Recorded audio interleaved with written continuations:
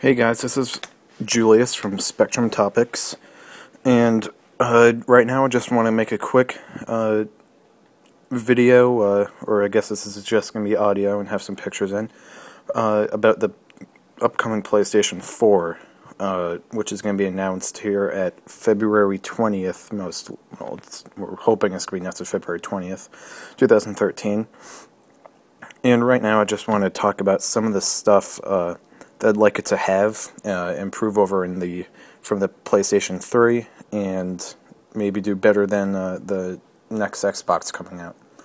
The first thing I have down is both a disk drive, like we see in the PlayStation 3, and full streaming, which means that like Netflix, like any other of the movie services, you're going to be able to just choose a game without downloading it and play it over the internet. We've been working towards this for a while. The movies, TV, music has been doing this. Games is a bigger task, but I think technology has progressed where we can do this with stuff like OnLive, and Sony recently bought Gaikai, a company like OnLive that can stream games. Because I think discs are becoming old, and they're being phased out in almost every way possible.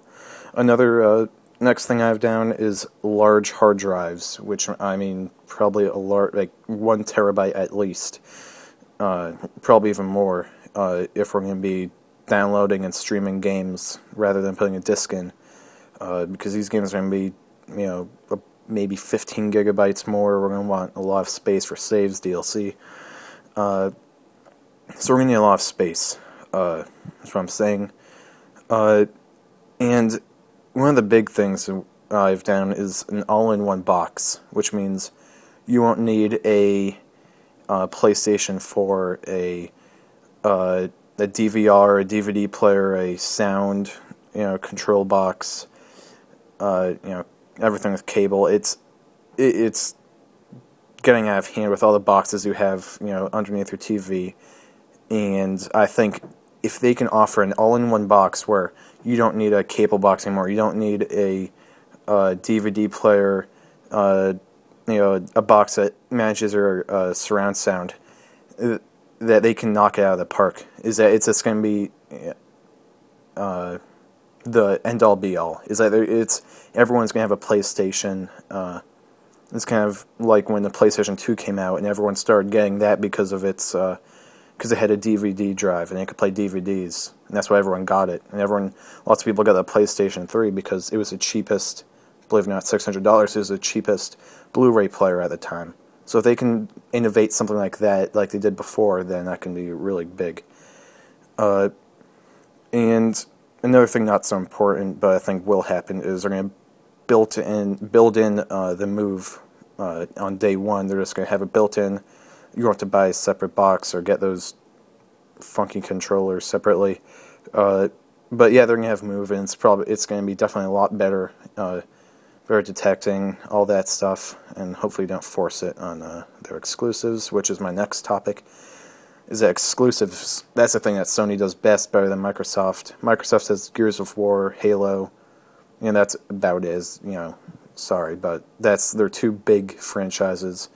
Sony has not those two big ones, but they have a bunch of pretty decent-sized IPs, stuff like Uncharted, The Last of Us, God of War, Little Big Planet, Killzone, The Resistance.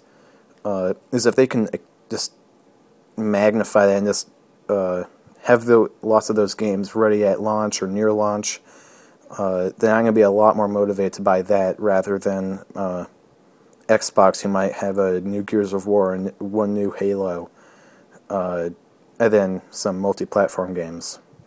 But lots of those things I said are Sony's strong points, and if they can improve on those and hit what I'm talking about, then I think they can hit it out of the park with this next PlayStation.